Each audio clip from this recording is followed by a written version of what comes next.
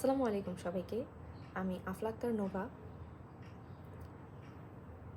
আমি south east ইউনিভার্সিটির CSC ডিপার্টমেন্টের একজন স্টুডেন্ট। সবাইকে স্বাগত জানাচ্ছি আমার ইউটিউব চ্যানেল আফলা আক্তার নোভা থেকে। আজকে আমি ডিজিটাল মার্কেটিং সম্পর্কে একটি সংক্ষিপ্ত আলোচনা করব। এখন আমরা বলতে পারি ডিজিটাল মার্কেটিং আসলে কী। ডিজিটাল মার্কেটিং হচ্ছে এমন একটি কৌশল যেখানে ডিজিটাল চ্যানেল ব্যবহার করে পণ্য সেবা প্রচার অথবা বিক্রয় করা হয়।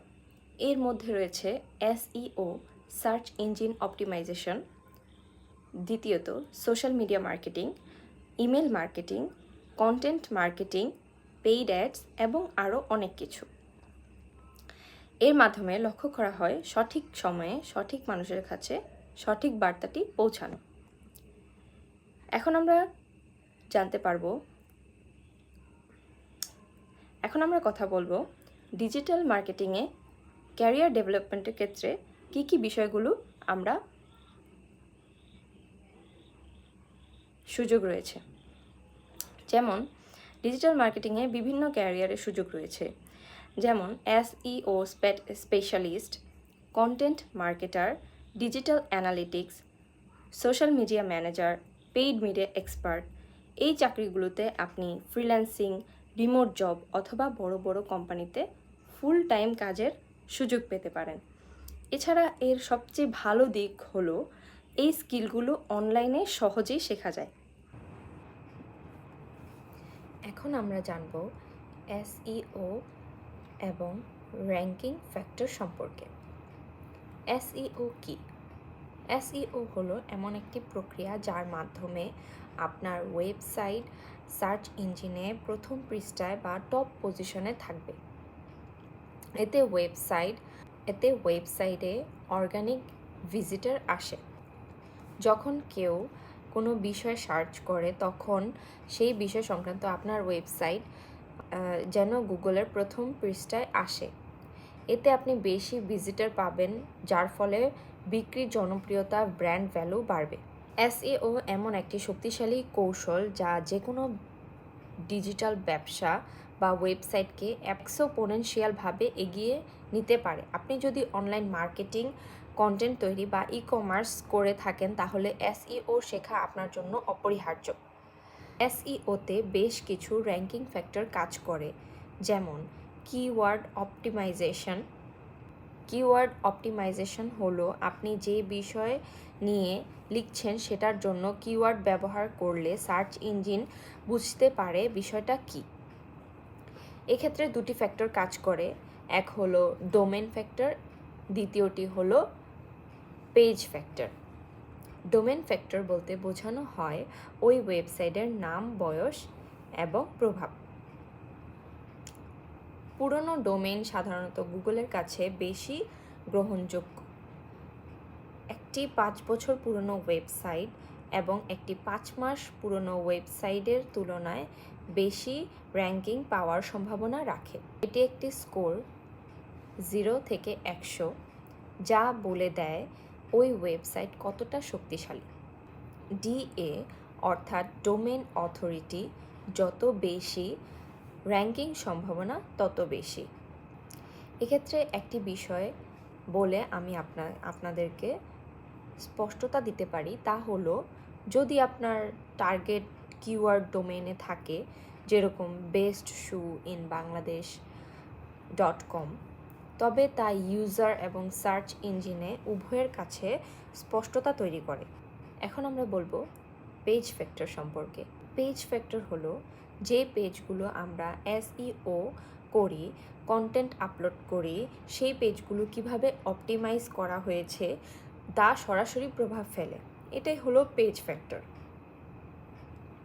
পেজ ফ্যাক্টরে কিছু বিষয় প্রভাব ফেলে, তা হলো কন্টেন্ট কোয়ালিটি। যত ভালো ইনফরমেটিভ এবং ইউনিক কন্টেন্ট থাকবে গুগল সেটাকে তত গুরুত্ব দিবে। দ্বিতীয়টি হলো কিওয়ার্ড অপটিমাইজেশন। প্রথম কিওয়ার্ডটি হেডলাইন, সাবহেডিং, মূল এবং টেক্সট প্রাসঙ্গিকভাবে ব্যবহার করুন। কিওয়ার্ড স্টাফিং থেকে দূরে থাকতে হবে। তৃতীয়টি হলো টাইটেল এবং মেটা ট্যাগ। এসইও টাইটেল এবং মেটা ডেসক্রিপশনে কিওয়ার্ড দিন যাতে গুগল ও ইউজার বুঝতে পারে এই পেজটি কী বিষয়ের উপর নির্ভরশীল। চতুর্থটি হলো ইউআরএল স্ট্রাকচার। ইউআরএল স্ট্রাকচারে যত ছোট এবং ক্লিন কিওয়ার্ড যোগ করা যায় তত এসইও এর জন্য ভালো, যা ইউজারদের কাছেও স্পষ্টভাবে বোঝা সুবিধা হয়। পঞ্চমটি হলো ইমেজ অপটিমাইজেশন।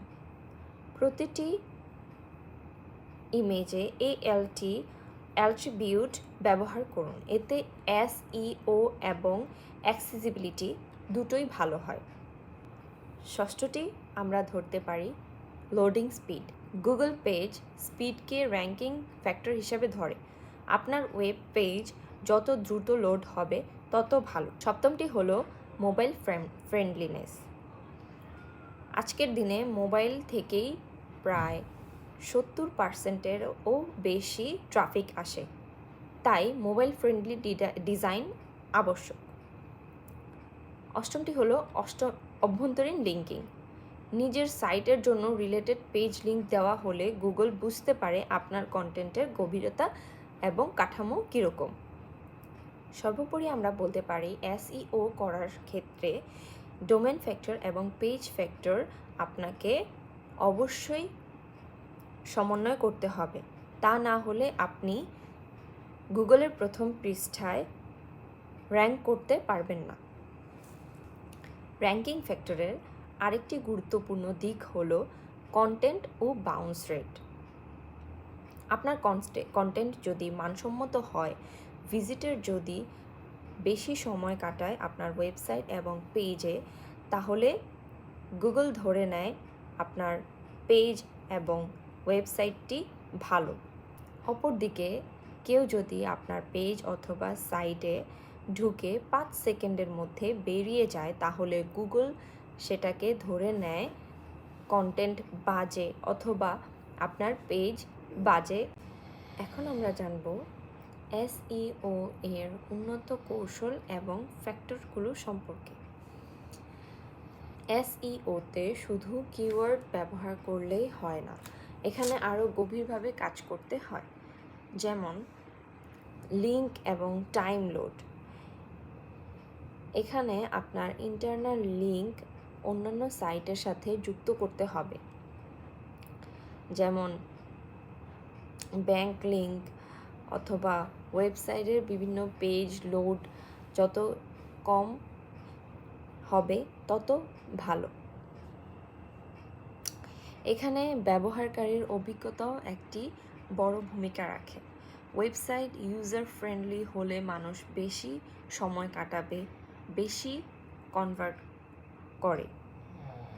এখানে আরও বেশ কিছু বিষয় সম্পর্কে আমাদের লক্ষ্য রাখতে হবে।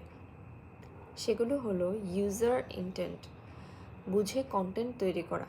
বর্তমানে কেবল কিওয়ার্ড ব্যবহার করলেই হয় না, গুগল চায় ইউজারের আসল উদ্দেশ্য যেন পূরণ হয়। উদাহরণ, কেউ লিখছে বেস্ট ডিএসএলআর আন্ডার 50K, তার ইচ্ছা তুলনামূলক গাইড পড়া। আপনার কন্টেন্ট যদি সেই তুলনায় না থাকে, আপনি র্যাঙ্ক পাবেন না, ইভেন যদি কিওয়ার্ডও ঠিকঠাক থাকে। তবে এর সমাধান আছে। সমাধান হলো কিওয়ার্ড গুগলে সার্চ করে টপ 5 রেজাল্ট বিশ্লেষণ করুন, দেখুন ইউজার কি চায় এবং সেই অনুযায়ী আপনি কন্টেন্ট বানান। দ্বিতীয়ত, আপনি যে বিষয়টি খেয়াল রাখবেন সেটি হলো সার্চ ইঞ্জিনে অপটিমাইজ কন্টেন্ট ফরম্যাট। গুগল এখন স্ক্যানেবল কন্টেন্ট পছন্দ করে, যেরকম short paragraph, bullet points, number দিয়ে step by step guide, table ও ইনফরমেটিভ। উদ্দেশ্য ইউজার যেন দ্রুত তার তথ্যগুলো খুঁজে পায় এবং গুগল সেই র্যাঙ্কিংয়েই তার প্রোডাক্টগুলো সাজায়। তৃতীয়ত হলো কন্টেন্ট রিফ্রেশ এবং আপডেট করা। পুরনো কন্টেন্ট নতুন করে আপডেট করলে গুগল সেটিকে আবার ইন্ডেক্স করে এবং র্যাঙ্কে উন্নতি ঘটে। টিপস: বছরে 2 থেকে 3 বার হাই পারফর্মিং ব্লগগুলো আপলোড করবেন। নতুন স্ট্যাটিস্টিক ও ট্রেন্ড স্ক্রিনশট যুক্ত করুন। চতুর্থ হলো আপনি স্কিমা মার্কআপ করতে পারবেন। গুগলে সেটাকে বলে স্ট্রাকচার্ড ডেটা, যেমন review star, FAQ, recipe time, product price ইত্যাদি আপনি যোগ করতে পারেন। পঞ্চমটি হলো SEO video content. Video content এখন সবচেয়ে দ্রুত র্যাঙ্ক করা মাধ্যম। এক্ষেত্রে বলা যায় ইউটিউবে ভিডিও তৈরি করে সেই ভিডিও ওয়েবসাইটে এমবেড করুন। তারপর ভিডিওর নিচে আপনার প্রোডাক্টের স্ক্রিনশট দিন, যেটাকে আমরা বলি ডেসক্রিপশন বক্স। ভিডিও ফাইলের নাম, ট্যাগ, থাম্বনেইল ইউজ করতে পারেন বিভিন্ন। ষষ্ঠ নম্বরে আমরা বলতে পারি ভয়েস সার্চ SEO। আজকের দিনে অনেকেই গুগলে অথবা ইউটিউবে ভয়েস দিয়ে সার্চ করে। এখানে আপনি হেডিং ব্যবহার করতে পারেন H2, H3 ফরম্যাটে, অথবা সহজ ভাষায় আপনি লিখতে পারেন আপনার ওয়েবসাইটের বিভিন্ন নাম এবং পেজ। তৃতীয়ত আপনি FAQ স্কিমা ব্যবহার করতে পারেন। এখানে আমরা দেখতে পারি কিছু টেকনিক্যাল ফ্যাক্টর রয়েছে, সেগুলো হলো SL, HTTP status code, mobile responsiveness, XML side map, robot .txt, canonical tag ইত্যাদি। এগুলো আমরা SEO কিওয়ার্ডে ব্যবহার করতে পারি। সর্বোপরি বলা যায় SEO এখন আর শুধু কিওয়ার্ড গেম নয়, এটি ব্যবহারকারী কেন্দ্রিক ও বিশ্বস্ততা নির্ভর প্রক্রিয়া। উন্নত SEO কৌশল ব্যবহার করলে শুধু র্যাঙ্কিং না, আপনি আপনার ব্র্যান্ড ট্রাফিক ও রিটার্ন অন ইনভেস্টমেন্ট সব কিছু বাড়াতে পারবেন। এখন আমরা জানব SEO এর স্প্যামিং ও ব্যাকলিঙ্ক কৌশল সম্পর্কে। সব কিছুরই ভালো এবং খারাপ দিক মিলিয়ে দুটি দিক থাকে। SEO এর ক্ষেত্রে স্প্যামিং হলো সেরকমই একটি। SEO স্প্যামিং বলতে এমন একটি অনৈতিক পদ্ধতি বোঝায় যা অন্য সার্চ ইঞ্জিনকে ভুল বুঝিয়ে র্যাঙ্ক বাড়ানোর চেষ্টা করে। এগুলোকে বলা হয় ব্ল্যাক হ্যাট SEO টেকনিক্স। বিভিন্নভাবে SEO স্ম্যাপিং করা হয়। প্রথমটি হলো কিওয়ার্ড স্টাফিং। একই কিওয়ার্ড বারবার কন্টেন্টে ব্যবহার করে র্যাঙ্ক বাড়ানোর চেষ্টা করা হয়। দ্বিতীয়টি হলো অপ্রাসঙ্গিক ব্যাকলিঙ্ক। আপনার ওয়েবসাইট যদি হেলথ বিষয়ক হোক, আপনি ব্যাকলিঙ্কে দিচ্ছেন জুতা বিষয়ক ব্লগ, এটি হলো স্প্যাম। তৃতীয়টি হলো পেইড লিঙ্ক। অনেকেই SEO সার্ভিস কিনে ব্যাকলিঙ্ক পান হাজার হাজার। এসব লিঙ্ক ফার্ম স্প্যামড ব্লগ থেকে ব্যাকলিঙ্ক কিনলে গুগল ম্যানুয়াল পেনাল্টি দেয়।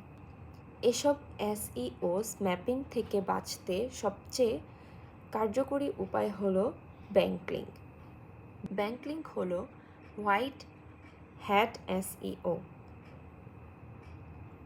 গুগল ব্যাকলিঙ্ককে ভোট অফ ট্রাস্ট হিসেবে দেখে। যত ভালো উৎস থেকে আপনি ব্যাকলিঙ্ক পান, তত বেশি আপনার অথরিটি বাড়ে।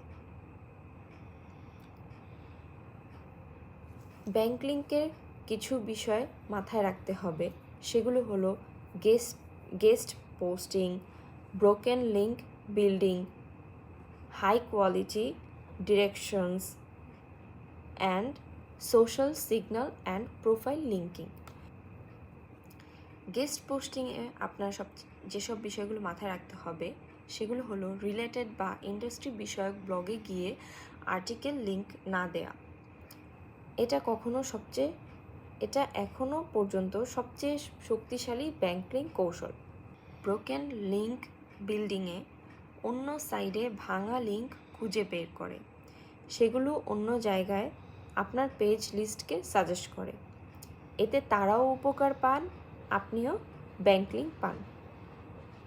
হাই কোয়ালিটি ডিরেকশনে আপনি লো কোয়ালিটি ডিরেক্টরি সাবমিশন করবেন না, এগুলো স্প্যাম হিসেবে ধরা পড়ে। Social signal and profile linking, নিজের ব্যবসা বা ওয়েবসাইটের সোশ্যাল মিডিয়া বা প্রোফাইলে ওয়েবসাইটের লিঙ্ক যুক্ত করা, এগুলো নো ফলো হলেও ট্রাস্ট বাড়ায়। সবশেষে যে ব্যাপারটি খেয়াল রাখতে হবে সেটি হলো প্রতিযোগী বিশ্লেষণ। প্রতিযোগী বিশ্লেষণে আপনার প্রতিযোগীরা কিভাবে র্যাঙ্ক করছে, কোন সাইটে ব্যাংক লিঙ্ক দিচ্ছে সেটা বিশ্লেষণ করে আপনার কৌশল ঠিক করতে হবে। এছাড়াও ব্যাংক লিঙ্ক কেনাবেচা এবং ডিসভাউস টুল ব্যবহার করে SEO উন্নত করা যায়। এখন আমরা জানব কিওয়ার্ড রিসার্চ ও কন্টেন্ট অপটিমাইজেশন সম্পর্কে। কিওয়ার্ড মানে হচ্ছে ইউজাররা গুগলে যেসব শব্দ বা বাক্য দিয়ে খোঁজে, সেই শব্দগুলো হচ্ছে কিওয়ার্ড। যেরকম সেরা ফ্রিজ 2025 অথবা ওজন কমানোর উপায়, বাংলাদেশ ট্রাভেল গাইড ইত্যাদি। কিওয়ার্ড বিভিন্ন ধরনের হতে পারে, সেগুলো হলো যেমন short tail keyword, long tail keyword. খোঁজার কিছু টুলস রয়েছে। কিওয়ার্ড খোঁজার বিভিন্ন টুলসগুলো হলো এক, গুগল অটো সাজেস্ট। গুগলে কিছু লিখলেই নিচে যেসব শব্দগুলো সাজেশনে আসে সেগুলো অনেক সময় লং টেল কিওয়ার্ড হয়। দ্বিতীয়ত গুগল কিওয়ার্ড প্ল্যানার, গুগলের ফ্রি টুল, এখানে কিওয়ার্ড সার্চের ভলিউম দেখা যায়। তৃতীয়ত হলো উবার সাজেস্ট, পেইড এবং ফ্রি টুলস, এগুলো অনেক গভীর বিশ্লেষণ দেয়। চতুর্থ হলো অ্যান্সার দ্য পাবলিক, ইউজাররা কী ধরনের কোয়েশ্চেন করে তা থেকে এই ধারণাটা পাওয়া যায়। কিওয়ার্ড নির্বাচনের ক্ষেত্রে কিছু জিনিস লক্ষ্য রাখতে হয়, সেগুলো হলো সার্চ ভলিউম, যে এই বিষয়গুলো সম্পর্কে ইতিমধ্যে কতজন খোঁজ নিয়েছেন। আরেকটি হলো কম্পিটিশন লেভেল, অর্থাৎ কতজন এই বিষয়ে কন্টেন্ট তৈরি করেছে। তৃতীয়ত হলো ইউজার লেটেন্ট, ইউজার আসলে কি চাচ্ছে। এখন আসি কন্টেন্ট অপটিমাইজেশন। একবার কিওয়ার্ড পাওয়া গেলে কন্টেন্ট অপটিমাইজেশন হচ্ছে সবচেয়ে গুরুত্বপূর্ণ কাজ। এই কন্টেন্ট অপটিমাইজেশন অনেকগুলো ধাপে বিন্যস্ত। সেই ধাপগুলো হলো টাইটেল ট্যাগ। টাইটেল ট্যাগে SEO ওর জন্য সবচেয়ে গুরুত্বপূর্ণ জায়গা। এখানে আপনি আপনার ক্রেতাকে আকর্ষণ করার জন্য যে কিওয়ার্ডটি ব্যবহার করেন সেটি সবার প্রথমে থাকবে।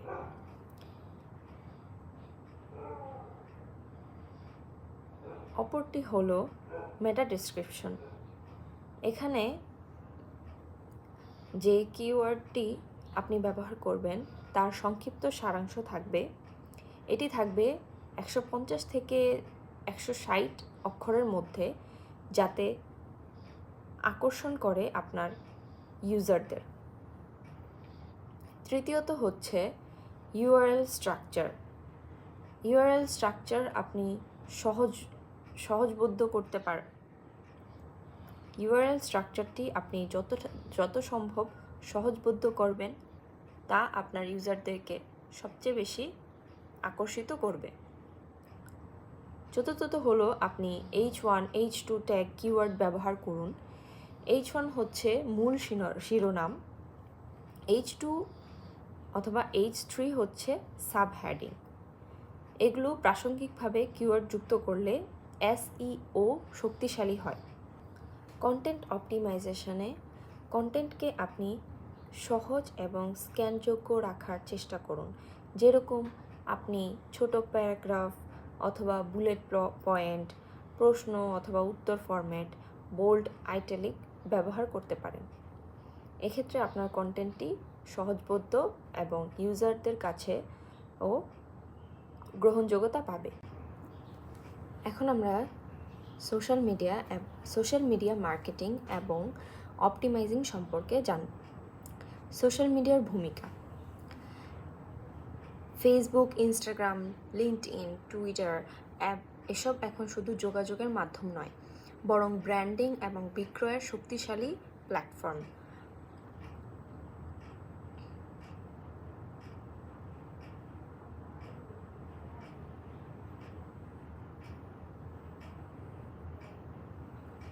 সোশ্যাল মিডিয়া মার্কেটিংয়ের মূল উদ্দেশ্য হলো এইসব মিডিয়া ব্যবহার করে একটি ব্র্যান্ড এবং একটি প্রোডাক্ট অথবা সার্ভিস ব্যক্তিকে প্রদান করার কৌশল।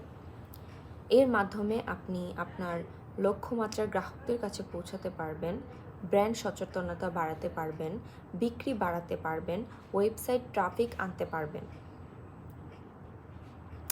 সোশ্যাল মিডিয়া মার্কেটিংয়ের মূল উদ্দেশ্য হলো ব্র্যান্ড অ্যাওয়ারনেস, এঙ্গেজমেন্ট বাড়ানো, লিড জেনারেশন, ওয়েবসাইট ট্রাফিক বাড়ানো, কনভারসেশন বা বিক্রি।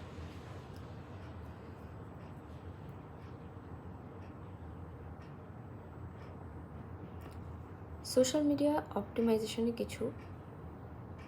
মিডিয়া মার্কেটিং অপটিমাইজেশনের কিছু কৌশল রয়েছে। সেগুলো হলো লক্ষ্যভিত্তিক কন্টেন্ট তৈরি করা। আগে ঠিক করুন আপনার পোস্টের উদ্দেশ্য কী। যদি আপনার ফ্যাশন দোকান চালান তাহলে রিলস এবং ক্যারোসেল ভালো কাজ করে। যদি আপনি কর্পোরেট সার্ভিস দেন তাহলে লিঙ্কডইনে ইনফোগ্রাফিক কেস স্টাডি দিন। অপরটি হলো পোস্ট অপটিমাইজেশন। ক্যাপশন সংক্ষিপ্ত, সুন্দর এবং আকর্ষণীয় রাখার চেষ্টা করুন। হ্যাশট্যাগ ব্যবহার করুন, ট্রেন্ডিং হতে হবে অবশ্যই। পোস্টিং এবং টাইম ফ্রিকোয়েন্সি। আপনার টার্গেট অডিয়েন্স কখন সেটা আপনাকে অবশ্যই মাথায় রাখতে হবে। ফেসবুক হচ্ছে সকাল 6টা থেকে রাত 9টা, ইনস্টাগ্রাম হচ্ছে দুপুর 12টা থেকে বিকাল 4টা, লিঙ্কডইন হচ্ছে অফিস টাইম অর্থাৎ সকাল 9টা থেকে বিকেল 5টা। নিয়মিত আপনাকে কন্টেন্ট পোস্ট দিতে হবে। সপ্তাহে অন্তত 3 থেকে 5টি পোস্ট খুবই দরকার।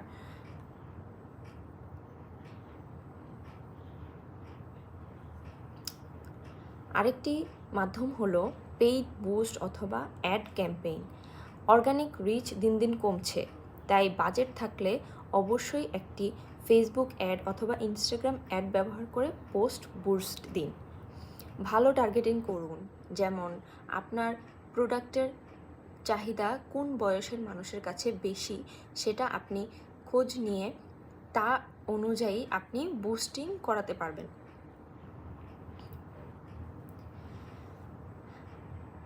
অ্যানালিটিক্স বিশ্লেষণ। আপনার নিজেকে বুঝতে হবে যে কোন পোস্টটি সবচেয়ে সফল হয়েছে, কোন টাইমে বেশি রিচ হয়েছে, কোন কন্টেন্ট বেশি সেভ বা শেয়ার হয়েছে। সেই অনুযায়ী ব্যবহার করে আপনি ভবিষ্যতে আপনার স্ট্র্যাটেজি ঠিক করতে পারবেন।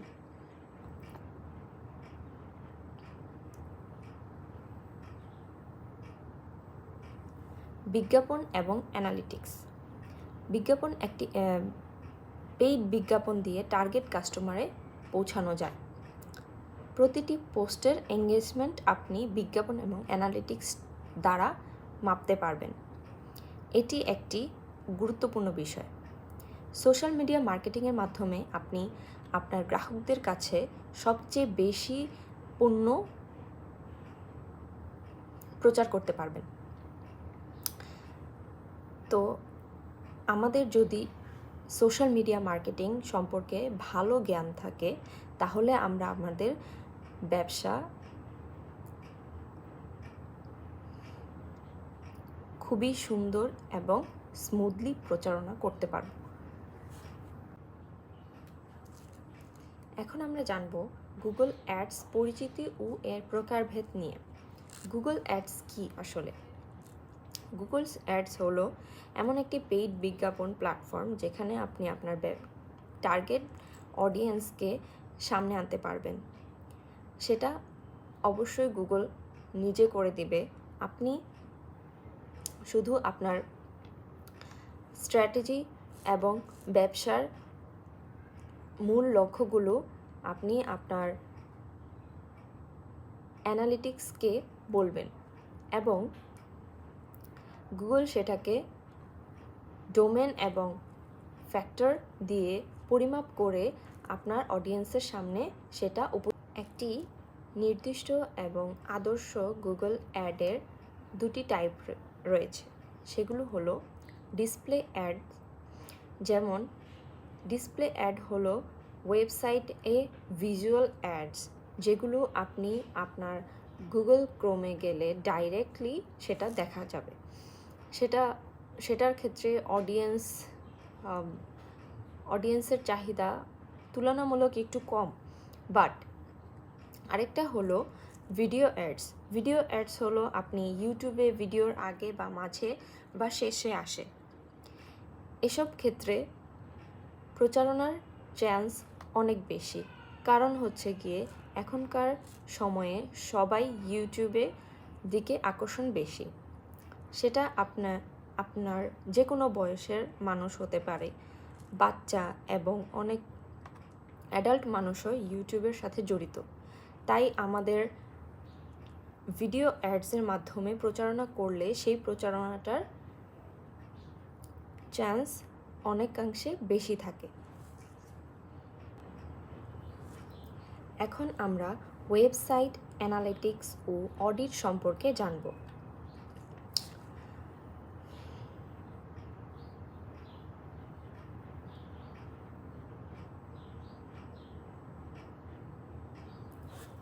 ওয়েব অ্যানালিটিক্স হলো এমন একটি প্রক্রিয়া যার মাধ্যমে আমরা আমাদের ওয়েবসাইটের traffic, user behaviour, source conversation ইত্যাদি বিশ্লেষণ করি। গুগল অ্যানালিটিক্সের সবচেয়ে জনপ্রিয় টুল হলো ওয়েব অ্যানালিটিক্স। ওয়েব অ্যানালিটিক্সে আপনি জানতে পারবেন কতজন ভিজিটর আসছে প্রতিদিন বা মাসে, কত পেজ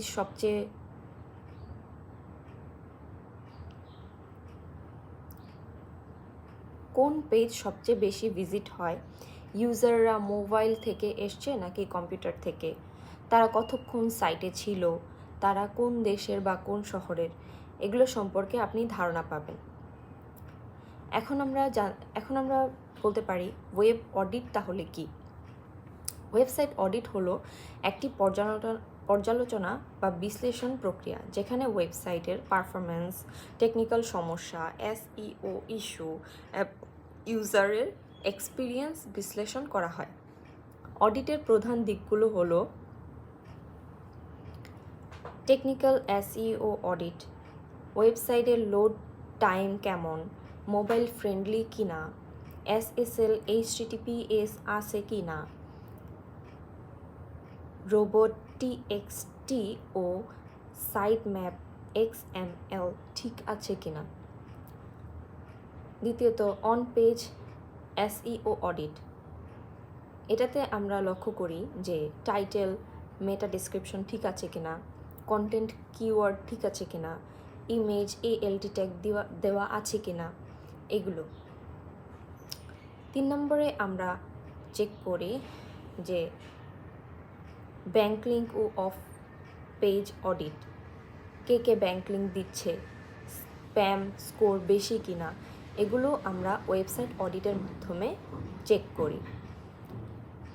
এই ওয়েবসাইট অ্যানালিটিক্স এবং ওয়েবসাইট অডিট দুটোই কিন্তু আমাদের এসইওর ক্ষেত্রে খুবই গুরুত্বপূর্ণ।